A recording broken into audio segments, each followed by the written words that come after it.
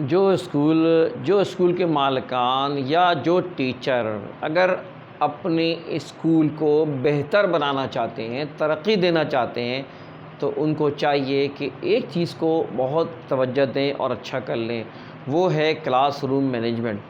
یاد رکھیں، class room management ایک ایسی چیز ہے جس سے بچوں کے اندر لرننگ ڈیولپ ہوتی ہے۔ بہت سے جگہوں پہ، بہت سے اسکول میں بچے پڑھ رہے ہوتے ہیں، اسکول میں کلاس ٹیچر کلاس لے رہی ہوتی ہے یا لے رہا ہوتا ہے، لیکن بچوں کے اندر لرننگ ڈیولپ نہیں ہوتی ہے، بچے سیکھتے نہیں ہیں۔ کلاس تو ہو رہی ہوتی ہے، ٹائم تو پورا ہوتا ہے، لیکن وہ اسکول نہ ترقی کر پاتا ہے، نہ بچے جو ہے وہ اسٹڈی اچھی کر پاتے ہیں، نہ وہ سیکھ پاتے ہیں۔ یاد رکھیں کہ سیکھنا سب سے اہم چیز ہے۔ جن بچوں نے یا جس اسکول کے جو بھی پڑھنے والے اسٹوڈنٹس ہیں، انہوں نے اگر ان کے اندر لرننگ نہیں آئی، ڈیولپ لرننگ نہیں ہوئی، یا ان کو سیکھا نہیں، تو ایسے اسکول، ایسے تعلیم کا کوئی فائدہ نہیں ہے۔ لہذا میں دیکھتا ہوں کہ بہت سے اسکولوں میں کلاس ٹیچر جب کلاس لیتی ہے تو وہ بہت سی غلطیاں کر رہی ہوتی ہیں، جس کی وجہ سے وہ بچوں کے اندر لرننگ ڈیولپ نہیں ہوتی ہے۔ میں کوشش کروں گا کہ اپنی ویڈیوز کے مختلف پارٹس ہوں گے، اس کے ذریعے کلاس روم مینجمنٹ، کیونکہ ایک بڑا موضوع ہے اور یہ بہت ہی اہم موضوع ہے، اور اسکولوں کو چاہیے کہ اس کلاس روم مینجمنٹ پہ توجہ دیں۔ یاد رکھیں، کلاس روم مینجمنٹ اور کلاس ٹیچر اگر اچھا رول پلے کرے گی تو یقیناً وہ لرننگ ڈیولپ ہوگی اور بچے جو ہے وہ آگے بڑھیں گے۔ تو لہٰذا ایک سلسلہ ہے، وہ اس کو انشاءاللہ آگے رکھوں گا، لیکن موٹی باتیں آج کے میں اس گفتگو میں رکھنا چاہ رہا ہوں جو کلاس روم مینجمنٹ سے متعلق ہے۔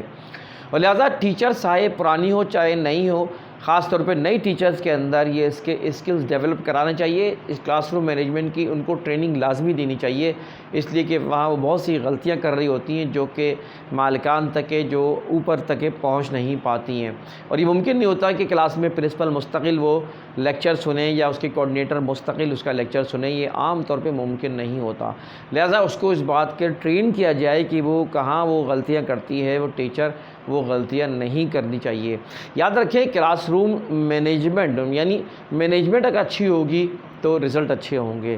کسی بھی ادارے کو چلانے کے لیے ایک اچھا مینیجر وہی ہوتا ہے کہ جس کے اندر مین پاور اور میٹیریل، دو ہی چیزیں ہوتی ہیں نا، میٹیریل ہوتا ہے یا مین پاور ہوتا ہے۔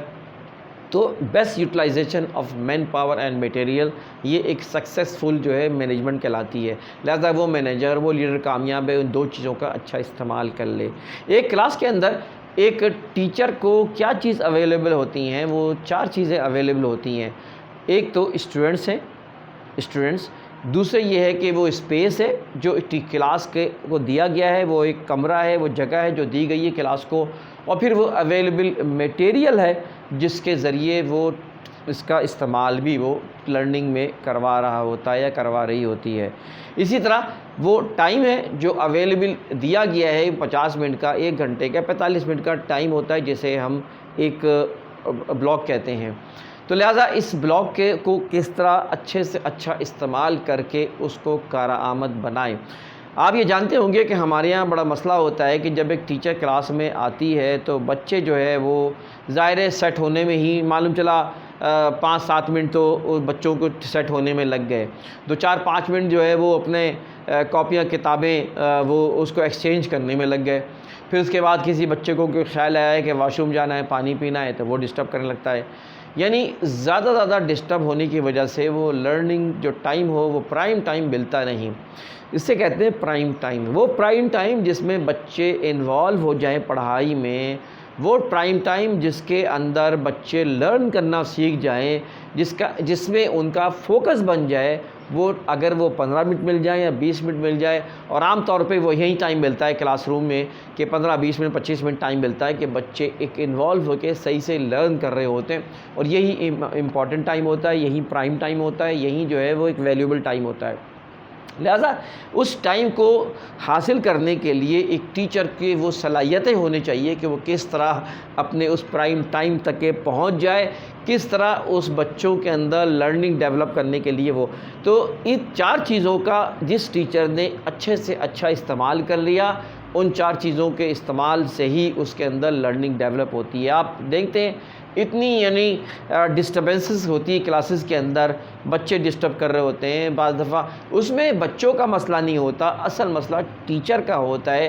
ٹیچر کو بچوں سے کس طرح اٹینشن لینا ہے، کس طرح بچوں پہ اٹینشن دینا ہے، کس طرح ماحول کو سنبھالنا ہے. آپ دیکھتے ہیں بہت سی کلاس ٹیچر جو ہے وہ سیٹ ہی نہیں ہو پاتی ہے، بچے ان کو تنگ کر رہے ہوتے ہیں، وہ کلاس چھوڑ کے آ جاتی ہیں، بالآخر وہ ناکام ٹیچر کہلاتی ہیں، وہ آگے چل نہیں پاتی ہیں. لیکن آپ ہی کے اداروں میں بعض ٹیچر ایسی ہوتی ہیں کہ جب وہ کلاس میں جاتی ہیں، جب وہ کلاس لیتی ہیں تو وہ ایک بہترین رزلٹ پروڈیوس کر رہی ہوتی ہیں، ایک اچھے بچوں کا وہ جو ہے کے طور پہ وہ پیش کر رہی ہوتی ہیں کہ وہاں سے اچھے بچے، تعلیم یافتہ بچے نکل رہے ہوتے ہیں اور ان کے اندر ایک اچھی لرننگ ڈیولپ ہوتی ہے. ٹیچر وہ بھی ہوتی ہے لیکن وہ کمزوریاں اصل میں ٹیچر کو پتہ ہی نہیں ہوتی ہیں کہ وہ کون سی کمزوریاں ہیں جسے وہ ٹیچر کر گزرتی ہے، جس کی وجہ سے وہ ایک ناکام ٹیچر کہلاتی ہے. اور ایک کامیاب ٹیچر وہ ہوتی ہے جو کہ اچھی کلاس روم مینجمنٹ جانتی ہو، کلاس روم مینجمنٹ کے ٹپس جانتی ہو، کلاس روم مینجمنٹ کے اسکلز رکھتی ہو.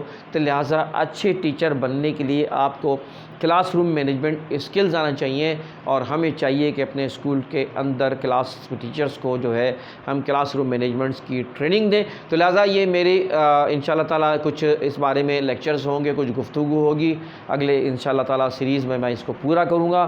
مجھے امید ہے کہ آپ ان لیکچرز کو غور سے سنیں گے، اس کو آگے بڑھائیں گے.